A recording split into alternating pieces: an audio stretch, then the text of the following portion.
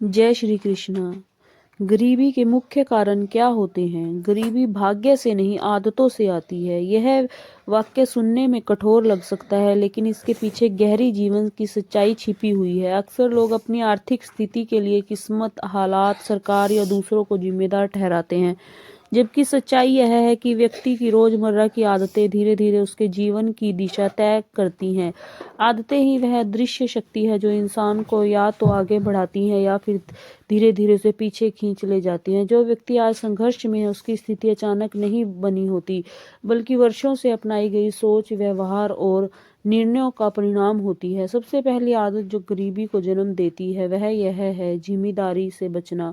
जब व्यक्ति अपने जीवन की जिम्मेदारी लेने की बजाय हर असफलता का दोष परिस्थितियों पर डालता है, तब उसके भीतर बदलाव की इच्छा ही समाप्त हो जाती है। जो इंसान यह मान लेता है कि मेरी हालत मेरे हाथ में नहीं है, वही सबसे पहले हार मान लेता है। जिम्मेदारी स्वीकार करना कठिन जरूर होता है, लेकिन यही वह बिंदु है जहां से समृद्धि की यात्रा शुरू होती है। दूसरी बड़ी आदत यह है कि छोटी सोच में जीना। जो व्यक्ति हमेशा यही सोचता है कि मेरा बस का नहीं है, हम जैसे लोगों को नहीं, हम गरीब ही पैदा हुए हैं, वह अनजाने में अपने दिमाग की सीमाओं में कैद कर लेता है। सोच का दायरा छोटा होते ही अवसर दिखाई देने बंद हो जाते हैं। गरीबी पहले दिमाग में आती है, फिर जीवन में उतरती है। तीसरी आदत है समय की कदर न करना। समय जीवन की सबसे मूल्यवान पूंजी है, लेकिन गरीबी की ओर बढ़ने वाला व्यक्ति समय को सबसे सस्ता समझता है। देर से उठना, काम टालना, बेवजह मोबाइल और मनोरंजन में घंटे गंवाना, ये सब धीरे धीरे व्यक्ति को आर्थिक और मानसिक रूप से कमजोर बना देता है। अमीर और गरीब में सबसे बड़ा अंतर समय के उपयोग का होता है। चौथी आदत है सीखने से बचना। दुनिया तेजी से बदल रही है, लेकिन जो व्यक्ति नई स्किल, नई जानकारी और नए तरीकों को सीखने से डरता है, वह पीछे रह जाता है। गरीबी केवल पैसों की नहीं होती, ज्ञान की भी होती है। जो सीखना बंद कर देता है, उसका विकास भी वहीं ही रुक जाता है।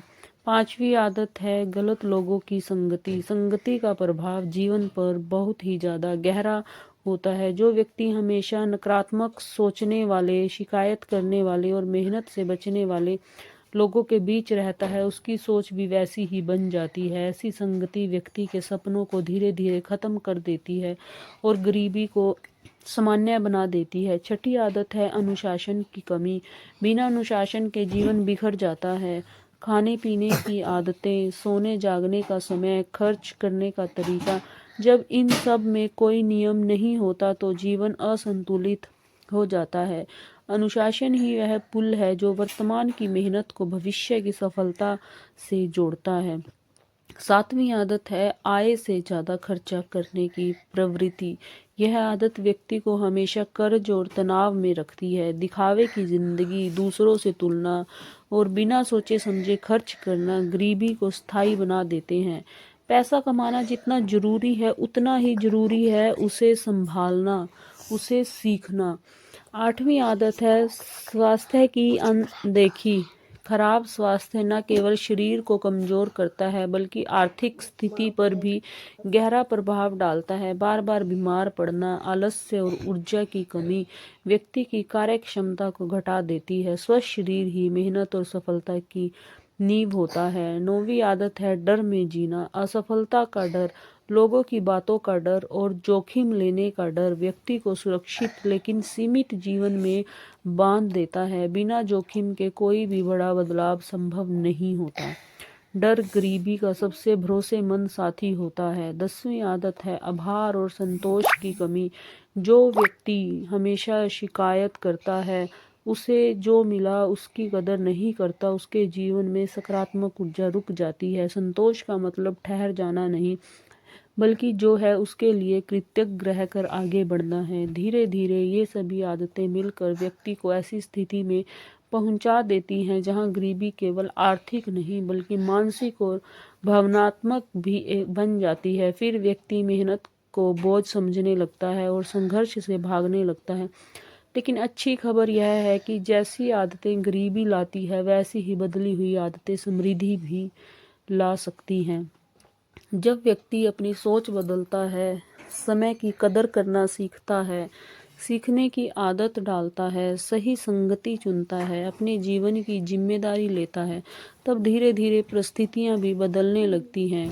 भाग्य कोई स्थिर चीज नहीं है, वह भी आदतों के साथ बदलता है। अंत में यही समझाना जरूरी है कि गरीबी कोई अचानक आई हुई सजा नहीं है और न ही अमीरी कोई चमत्कार है, दोनों ही आदतों का परिणाम है।